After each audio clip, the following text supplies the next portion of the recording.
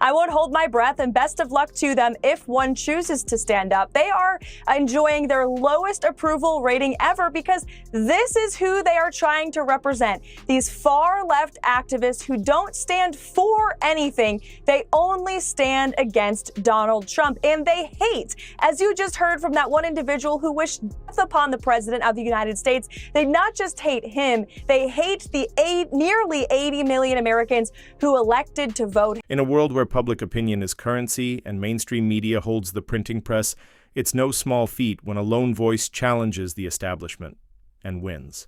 This is not just a story about another lawsuit, this is the unraveling of a media empire's credibility at the hands of one of the most scrutinized figures in modern pop culture. Joe Rogan, a man perpetually at the eye of the culture storm, has once again taken the fight to the very institutions that sought to destroy him. This time, the blow is not just reputational, it's legal, strategic, and potentially fatal to The View, a program long criticized for masquerading opinion as truth. The gloves are off. And this time, the courtroom isn't just a venue, it's the battleground where the future of public discourse is being decided. The episode of you when you're on The View, when you were running for president, you got introduced as our friend Donald Trump. But does he really want to add President of the United States to his resume? A lot of people would like him to. Please, let's find out, and please welcome my friend, Donald Trump. That's right. Whoopi Goldberg gives you a big hug and a kiss. Joy Behar gives you a big hug. Barbara Walters gives you a big hug. And then you actually started winning in the polls. And then the machine started working towards you. That red hat that says Make America Great Again, might as well just put a on. For years, The View has held its place as the daytime TV equivalent of a guillotine, where reputations are beheaded in real time and the applause light serves as judge, jury, and executioner. Cloaked in the sheen of legitimacy provided by ABC, and the illusion of diverse opinion, The View has weaponized its platform against ideological enemies. But their latest target, Joe Rogan, is not just another celebrity with a podcast. He's a cultural phenomenon with a following that rivals traditional media itself. When the co-hosts of The View launched into one of their now ritualistic tirades accusing Rogan of spreading dangerous misinformation, they underestimated the stakes of their rhetoric. What followed was not a quiet rebuttal or a PR-friendly clarification. It was a lawsuit meticulously constructed, backed by top-tier legal minds, and aimed with sniper precision at the heart of daytime propaganda. I get it. I also hate Joy Behar. So I don't love you, but I also hate that squawking bird. So I hate the whole thing. And frankly, that show, you want to talk about a show that set women back, is The View. You want to talk about that show. If the CIA is engineering, Antifa in the Capitol riot, some crazy misogynist engineered The View, because there's nothing worse than The View. In terms of, there are so many brilliant women out there. None of them are on The View. None of them have gone near the set of The View. The suit, filed in federal court, reads less like a traditional complaint and more like a scathing indictment of modern media malpractice. At the center of the case is the accusation that The View not only misrepresented Rogan's statements, but did so with malice, repeatedly and knowingly. According to court documents, the hosts falsely claimed Rogan had encouraged people to avoid life-saving treatment and spread conspiracy theories about COVID-19 for profit. The legal team supporting Rogan has compiled hours of footage, transcripts, and expert testimony to demonstrate that not only were these statements unfounded, but they were made with reckless disregard for the truth. In defamation law, this is the razor's edge: intent and negligence.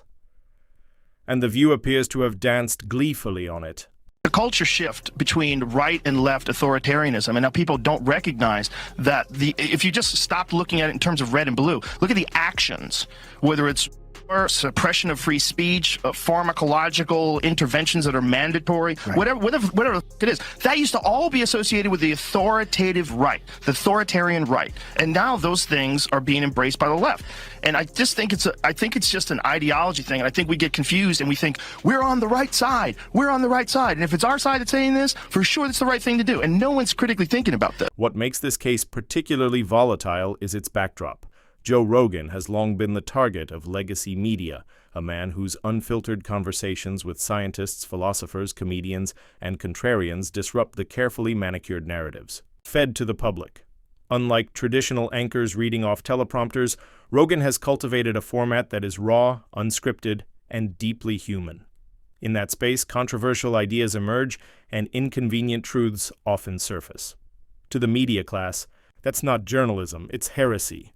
So when Rogan refused to bow to pressure over episodes that featured dissenting views on pandemic policy, he was labeled everything from anti-vaxxer to threat to public health.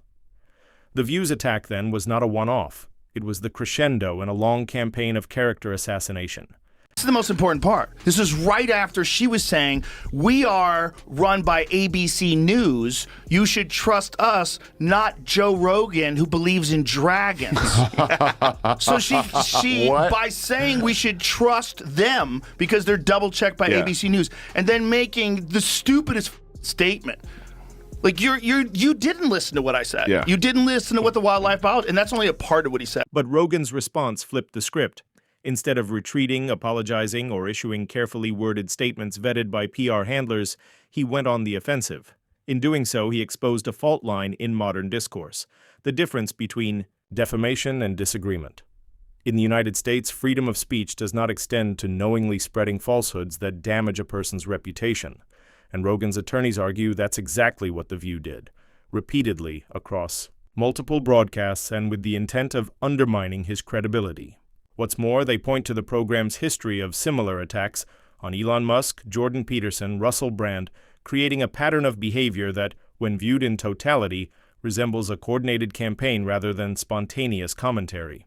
Is that show has this very specific ideological bubble in which they operate in, and they always bring on a token conservative woman and they yell over her and silence her, and they did that with Meghan McCain, and they did that with what is that other blonde woman from Survivor? Do you remember her, Jamie? She was always yelling. I mean, it's a bizarre show. ABC, the network behind The View, now finds itself in an increasingly untenable position.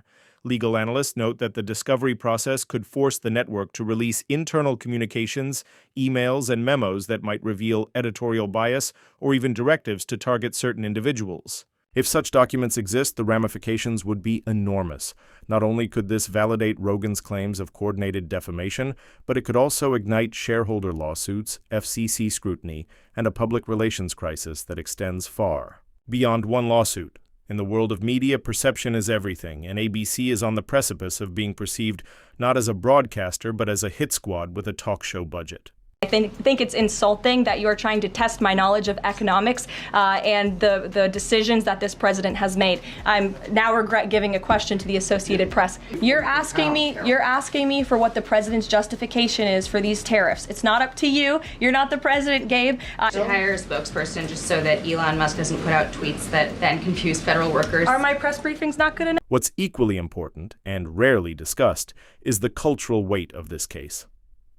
This isn't just Joe Rogan versus The View, it's authenticity versus narrative, long-form thinking versus soundbite sloganeering. Rogan represents a new media landscape, one where nuance, doubt, and complexity are not just allowed, but encouraged. The View, in contrast, represents the dying gasp of a media regime that traffics in certainty, even when it's wrong. This trial, then, is more than legal theater. It's a referendum on how Americans want to consume information and who they trust to deliver it. And as the courtroom proceedings move forward, every headline, every leaked deposition, every shaky defense offered by The View's lawyers chips away at the once impervious aura of network news. You get people thinking, like, if you could stop Hitler by any means necessary, wouldn't you stop Hitler? And so they equate Donald Trump with Hitler and go, here you go, this is our modern Hitler. Do you see what Whoopi Goldberg said? What'd she say? Whoopi Goldberg said that Biden could arrest all the Republicans and put them in jail. You just need to see how unhinged this kind of thinking is. Well, you know what Joe Biden could do? Joe Biden, you have to see it because it's so on TV. crazy. She said on television. The ripple effects are already being felt. Sponsors are pulling advertising from The View, citing the pending litigation and uncertain reputational outcomes. Several high-profile guests have canceled appearances. One even issued a statement saying they refuse to legitimize a platform that weaponizes misinformation while accusing others of the same. Meanwhile, social media is ablaze with Rogan supporters flooding Twitter, Instagram, and Reddit with clips of the show's alleged falsehoods. Hashtags like Sue the View and Us Rogan Vindicated are trending, and public sentiment appears to be shifting. It's no longer just about whether The View defamed Joe Rogan, it's about whether they've defamed the very idea of free speech under the guise of protecting it. You know, if you average out the View hosts, among the dumbest people on television. And so it's like they say the thing that people are thinking, but they say it very directly, so they expose whatever truth. But I don't think some of them are dumb. You don't think so? No, I don't think Sunny Hostin's You think it's dumb. deliberate? I think she's ideologically driven, and they have blinders on, for sure. I don't think Sunny's dumb. But Whoopi is certainly not the brightest person. And what she just said just doesn't make any sense. It's just like so silly to say. And yet, perhaps the most damning blow came not from a court filing, but from within. A former producer of The View, anonymously quoted in a tell-all piece published just days after the lawsuit became public, claimed that certain topics came with expectations. You knew how to frame a segment if you wanted it to make air, and if the subject was someone like Rogan, there was no room for nuance. He was the villain, period. That quote, now splashed across headlines, could become Exhibit A in a courtroom. That's as much about facts as it is about narrative. Because if The View's culture was one of predetermined conclusions, then what occurred wasn't commentary, it was execution. And that is the line between journalism and propaganda. Yes, that's true. That's true. They get so much hate watching and hate watching viral clips of them saying ridiculous things. I mean, it is a rabies infested hen house. and at the same time, it seemed like the most interesting part was their audience seemed to be on my side. Yes. And that's their audience. Yes. Well, their audience is not really their audience. Their audience is a group of people they bring in to watch television shows. Joe Rogan, for his part, has remained relatively quiet. His only public remarks since the lawsuit's filing have been a single, understated post on X, "Truth is undefeated." That silence, in contrast to the media hysteria, speaks volumes.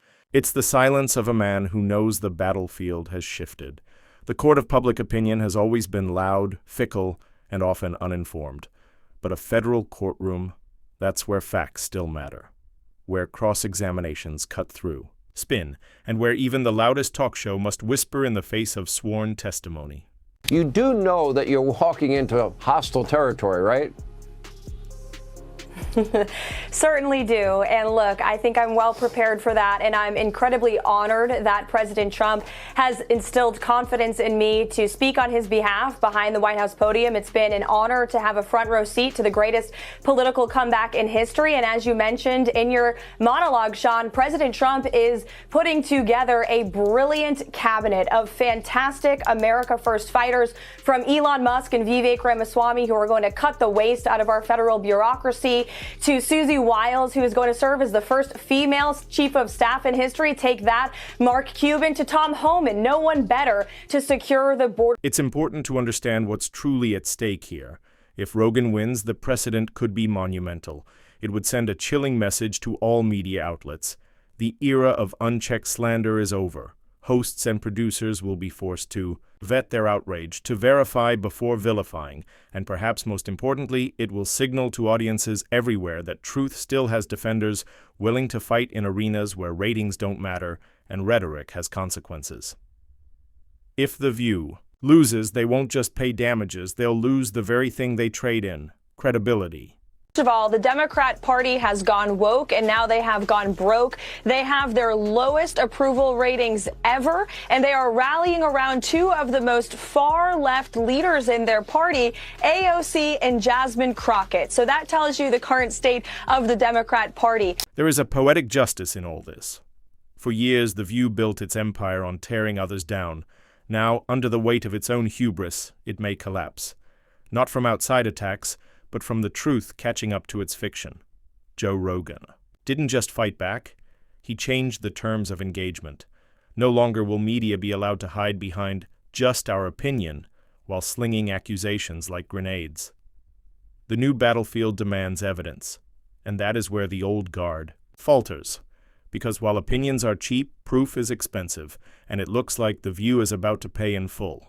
As the trial unfolds, the world will be watching. not just because a famous podcaster is suing a famous TV show, but because this case is a microcosm of the larger cultural war playing out across every screen, feed, and headline. It's about who controls the narrative, who polices the truth, and who gets to speak without fear of being smeared into silence. In that sense, this isn't just Rogan's fight, it's ours, so buckle in. Because in the courtroom of consequence, the verdict isn't just about justice, it's about the future of speech itself.